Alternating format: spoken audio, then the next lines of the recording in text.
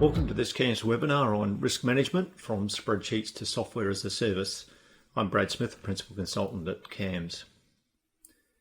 So what do we mean by software as a service, or SaaS as it's often shortened to?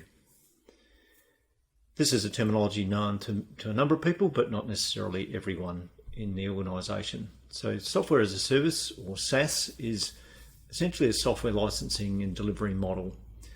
And it's usually on a subscription basis, be that monthly or annually, typically. And it importantly is centrally hosted by the vendor as software in the cloud. Given that, it's able to be accessed via a browser over an internet connection. So this brings with it a number of advantages as a model, and it's being increasingly used by software vendors at the progressive end of the spectrum in recent years, and will continue to be as we move forward. So some key advantages of SaaS is that it has a lower entry cost versus outright purchase of the software, or indeed on-premise hosting of software, as often occurred in larger organisations in the past. It's also scalable to business requirements.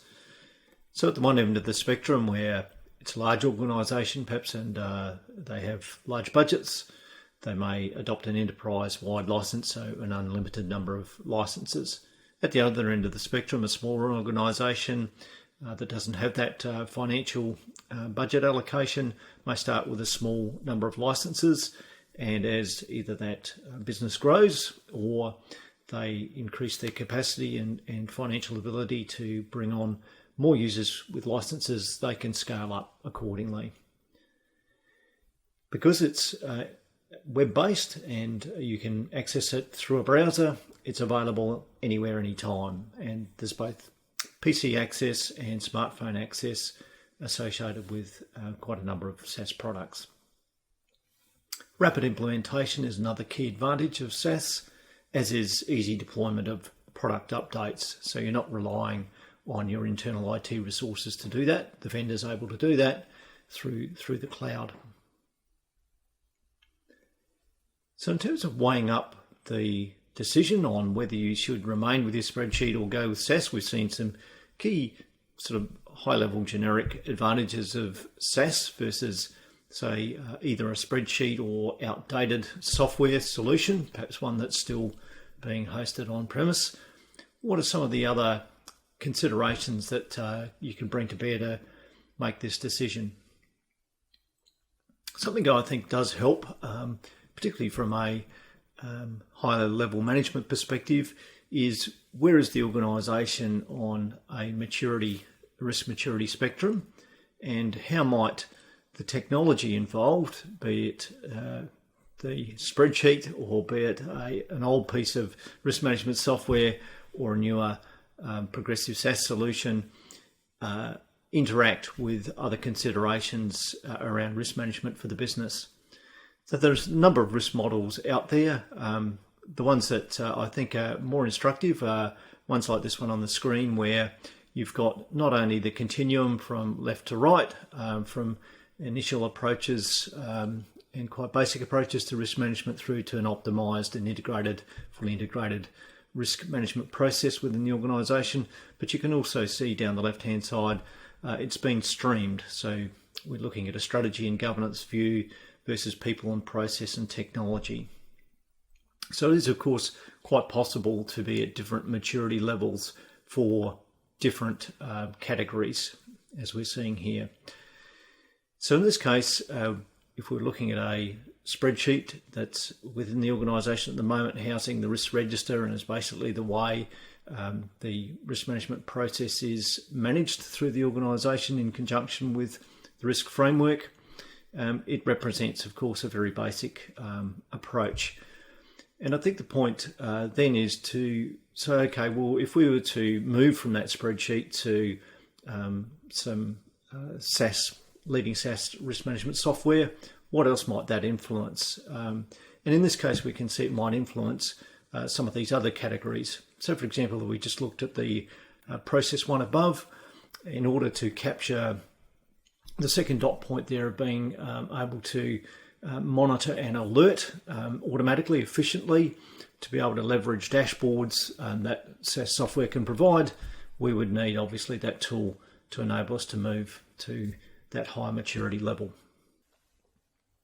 So now turning our attention to each one of these different options and the technology to support our enterprise risk management, let's first start with spreadsheets.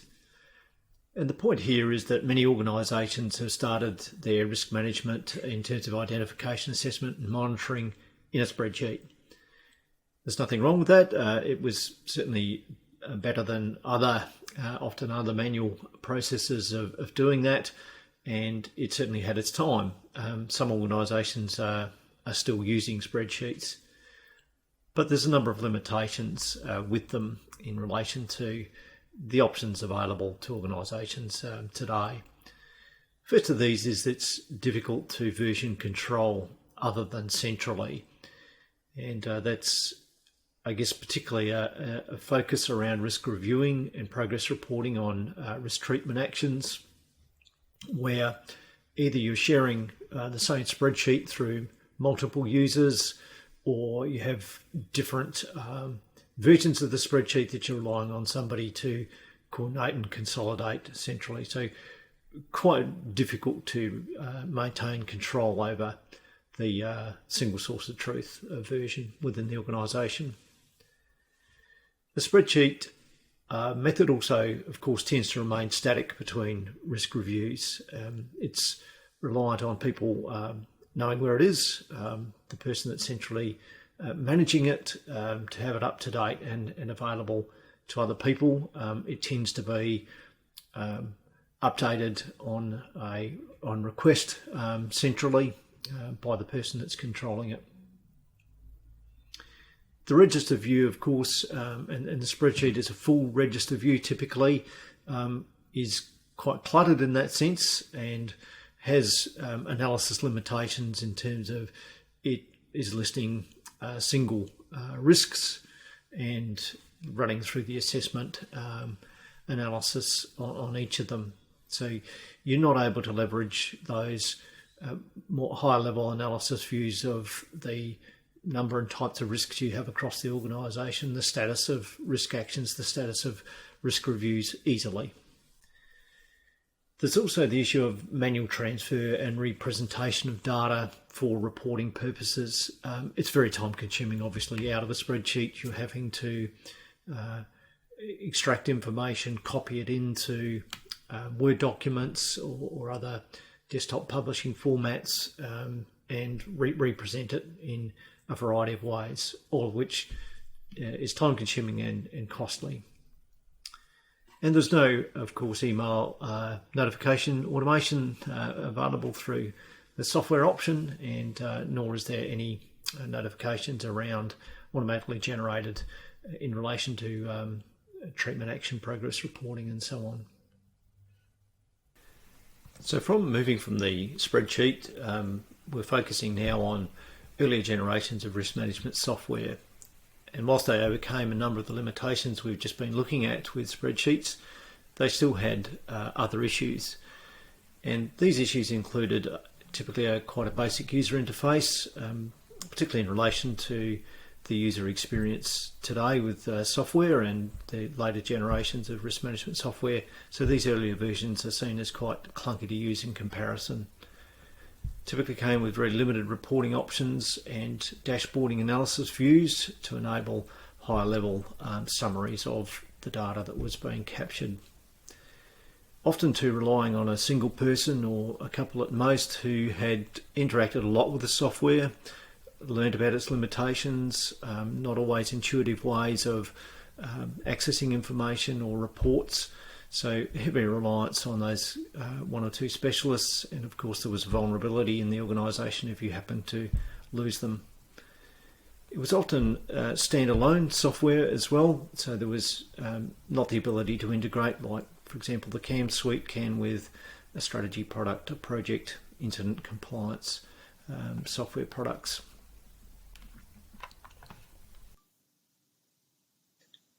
And so to the current generation of cloud-based risk management software. which has been able to overcome a number of the limitations of early generation risk management software we've just been looking at. On this slide, I'm going to concentrate on the features and benefits of CAMS Risk, industry recognised leading risk management software solution. Firstly, as we were looking at earlier with being SaaS, it's more accessible than ever before. So through a browser, internet connection, you can be working off your PC or smartphone remotely. Particularly important, obviously, in a COVID-19 world as we've got today. There's the ability to set up different registers within the tool, be they strategic risks, operational, project risks, and so forth. And there's also a feature of being able to change the workflow within those registers to reflect differences in the assessment process if that's what's required by the organisation. Dashboarding has become more sophisticated, and there's a series of summary analysis available through CAMS Risk, be that heat map tracking, as we can see in an example of a screenshot in the top right-hand side of this slide, tracking an inherent through residual to forecast risk rating for individual risks or all of those risks within a register, to risk review status across the organisation, the status of treatment actions that are being undertaken. So these higher level dashboard summary analysis views are particularly important for senior management, board level reporting. In addition, there's the standard set of template reports that can be run out of the tool as well. CAMS offers a custom report writing service, or indeed now there's CAMS Insights reporting tool, self-serve configurable report writing tool, so that you can select your own data sets and construct reports that are tailored to the requirement of the organisation.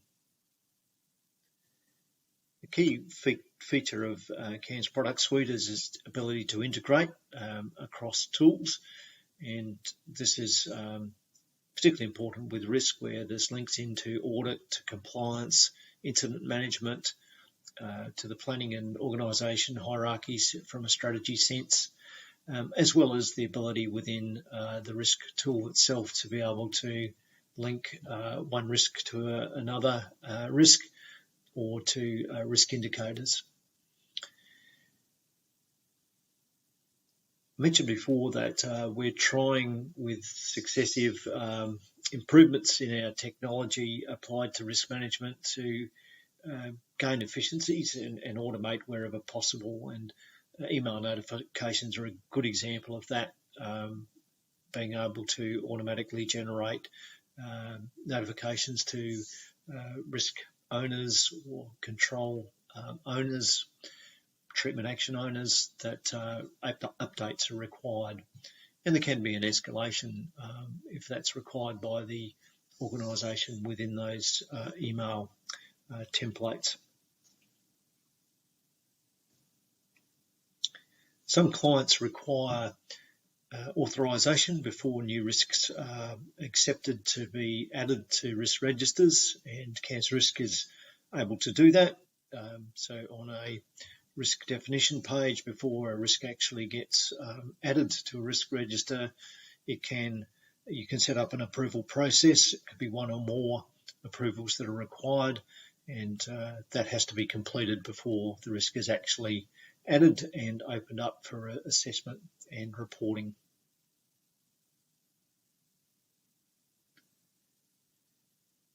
There's also the ability with the tool to enable secure access to types of risk and areas of risk assessment, depending on permissions that are set up for the system. And one that we mentioned earlier with being a SaaS product is the efficiency and ease of deployment of product updates. As well, we mentioned that the actual implementation to begin with is a much more streamlined process than it has been in the past, but certainly in terms of ongoing product enhancements and updates, it's a hands-off as far as your IT resources within your organisation is concerned. It's all managed from the CAMS end.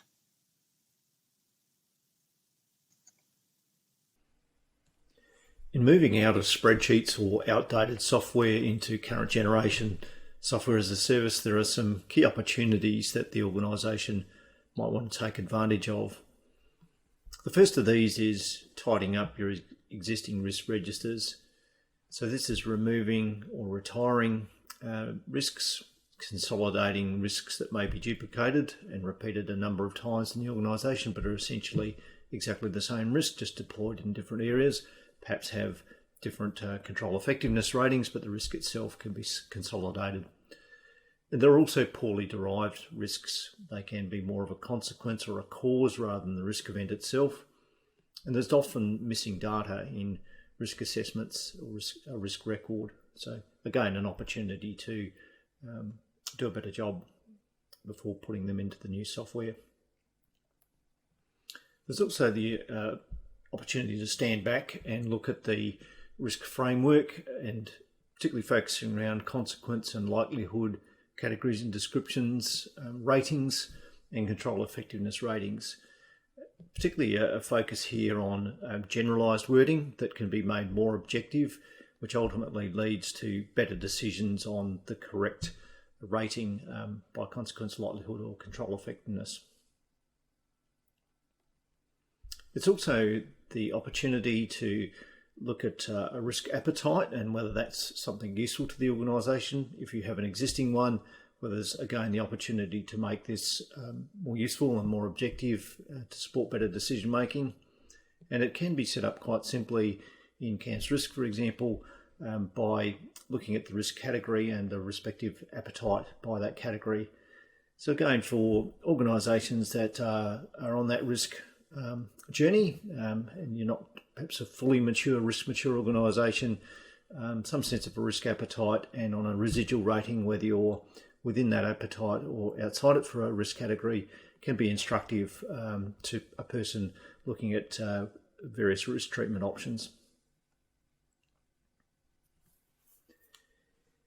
Also, there's the opportunity within CAMS Risk to align the causes and consequences with controls to enable you to produce a bow tie analysis.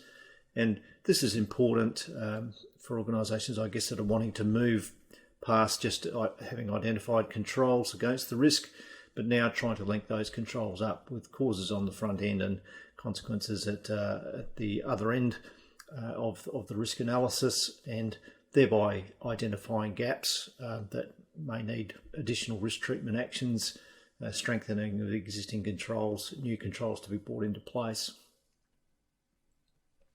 There's also the opportunity to improve the reporting format and content for the various stakeholders within the organisation. And we've seen in recent years an increasing move by particularly senior management and boards to utilising dashboard views, not just relying on paper copy reports. Some additional points or key considerations in moving out of those spreadsheets or early generation software to current generation software. Firstly, to provide those people within your organisation who have various risk responsibilities the correct permission levels to enable them to undertake those particular tasks.